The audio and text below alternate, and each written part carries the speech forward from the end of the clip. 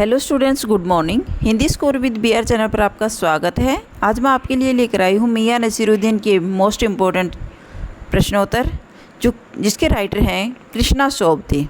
तो चलिए मियां नसीरुद्दीन के मोस्ट इम्पोर्टेंट क्वेश्चन देखते हैं।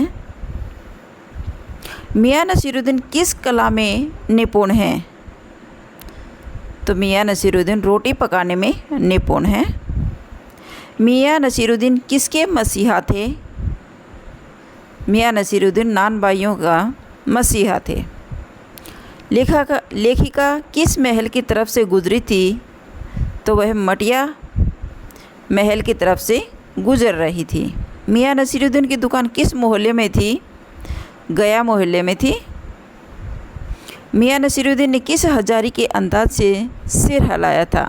तो पंच हजारी के अंदाज से सिर हिलाया था। मियां नसीरुद्दीन के पिता का क्या नाम था? मियां बरकत सिंह। मियां नसीरुद्दीन पाठ की लेखिका कौन है? कृष्णा सोबती। अखबार बनाने वाले और पढ़ने वाले को मियां नसीरुद्दीन क्या समझते हैं? निठल्ला। अखबार बनाने वाले और पढ़ने वाले को मियां नसीरुद्दीन क्या समझते हैं? निठल्ला। ये क्वेश्चन रिपीट हो गया भाई। मियां नसीरुद्दीन के दादा का क्या नाम था? तो मियां नसीरुद्दीन के दादा का नाम था कल्लन। मियां नसीरुद्दीन ने खोजियों की खुराफात किसे कहा है? तो अखबार नवीस को मियां नसीरुद्दीन ने खोजियों की खुराफात कहा है। मियां नसीरुद्दीन के अनुसार रोटी जनाब पकती हैं किससे? आँच से पकती हैं। मियां नसीरुद्दीन कितने वर्षों के हो चुके थे? तो मियां नसीरुद्दीन 70 वर्ष के हो चुके थे। मियां नसीरुद्दीन के पिता की मृत्यु किस उम्र में हुई थी? तो मियां नसीरुद्दीन के पिता की मृत्यु 80 वर्ष के बाद हुई थी। मियां नसीरुद्दीन ने भट्टी सुलगाने के लिए किसे कहा था? बबन को। सिरमाल क्या है? सिरमाल एक रोटी का नाम है। मियां नसीरुद्दीन कारीगरों के मैदे के प्रति मन कितने रुपए मजदूरी देते थे? मियां नसीरुद्दीन कारीगरों को मैदे के प्रति मन कितने रुपए मजदूरी देते थे? तो 4 रुपये प्रति मन के हिसाब से उन्हें मजदूरी मिलती थी।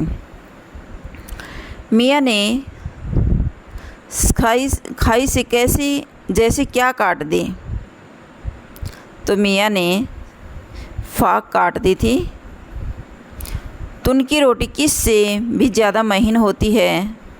तो वह पापड़ से भी महीन होती है। निकाली कहाँ से और निकली तथा हजम कहाँ से? तंदूर से निकली रोटी और हजम हो गई।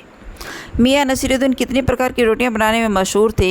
56 प्रकार की रोटियां बनाते थे। मियां नसीरुद्दीन का चेहरा किस की मार से पका हुआ था? तो मियां नसीरुद्दीन का चेहरा मौसम की मार से पक गया था। पेशानी किसे कहते हैं? माथे को पेशानी कहा जाता है। रंगरेज क्या होता है? कपड़ा रंगने वाला। मियां नसीरुद्दीन के पिता का क्या नाम था? मियां बरकत। मियां नसीरुद्दीन क्या बनाने के लिए प्रसिद्ध थे? 56 किस्म की रोटियां बनाने के लिए प्रसिद्ध हुए थे। लेखिका किस महल की तरफ से गुजरी थी? मटिया महल की तरफ से गुजरी थी।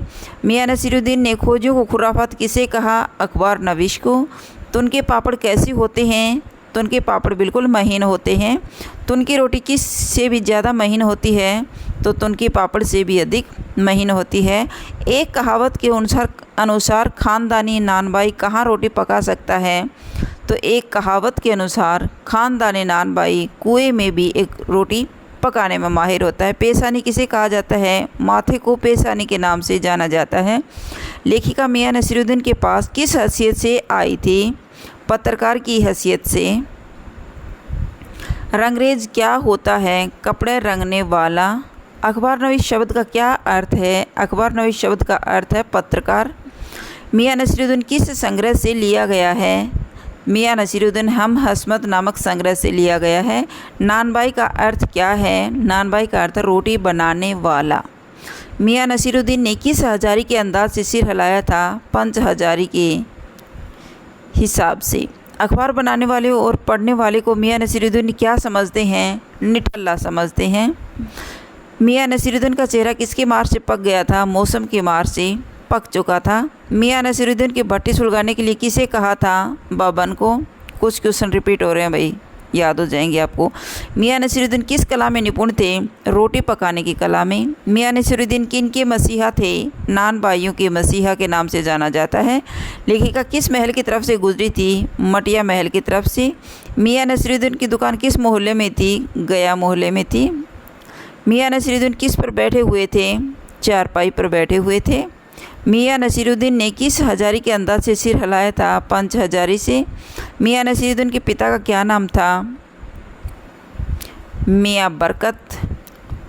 मियां नसीरुद्दीन पाठ की लेखिका कौन है? कृष्णा सोबती। अखबार बनाने वाले पढ़ने वाले को मियां नसीरुद्दीन क्या समझते हैं? निठल्ला।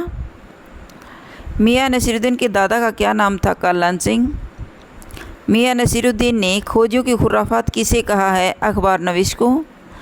मियां नसीरुद्दीन के अनुसार रोटी जनाब पकती हैं आँच से। मियां नसीरुद्दीन कितने वर्षों के हो चुके हैं? मियां नसीरुद्दीन 70 वर्ष के हो चुके हैं। मियां नसीरुद्दीन के पिता की मृत्यु किस उम्र में हो गई थी? 80 वर्ष की उम्र में। मियां नसीरुद्दीन ने भट्टी सुलगाने के लिए किसे कहा था? बबन को। मियां नसीरुद्दीन कारीगरों को देते थे। मियां नसीरुद्दीन कारीगरों को 2 नहीं भैया 4 रुपये प्रति टन। अलग क्वेश्चन है भैया, क्वेश्चन अधूरा ही है, समझ में नहीं आया क्वेश्चन क्या है। मियां नसीरुद्दीन कारीगरों को क्या देते थे? तो 4 रुपये के हिसाब से उनको पैसा देते थे। मियां नसीरुद्दीन कारीगरों को मैदे के प्रति मन कितने रुपए मजदूरी देते थे? ये क्वेश्चन था भाई, वो आधा अधूरा क्वेश्चन था। तो वो 4 रुपये प्रति मन के हिसाब से, टन नहीं है वो मन है, मन के हिसाब से उसे 4 रुपये देते थे। मियां ने सखाई से कैसे काट दिया था? फोक को काट दिया था। तो उनकी रोटी किससे भी ज़्यादा महीन होती है? पापड़ से भी महीन होती है। निकाली कहाँ से? और निगली और हजम तंदूर से निकलते ही। मियां नसीरुद्दीन कितने प्रकार की रोटियां पकाते थे? 56 प्रकार की। मियां नसीरुद्दीन का चेहरा किस मार से पक गया था? मौसम की मार से। पेशानी माथे को कहा जाता है। रंगरेज कपड़ा रंगने वाला। ये आपके मोस्ट इम्पोर्टेंट क्वेश्चन थे और कुछ क्वेश्चन रिपीट हो रहे थे भाई। तो ये थे आपके मियां नसीरुद्दीन के मोस्ट इम्पोर्टेंट क्वेश्चन। अगर आपको मेरी वीडियो अच्छी लगी हो तो प्लीज़ लाइक कीजिए, शेयर कीजिए और सब्सक्राइब करना न भूलें। फिर मिलते हैं नेक्स्ट वीडियो में। Bye bye.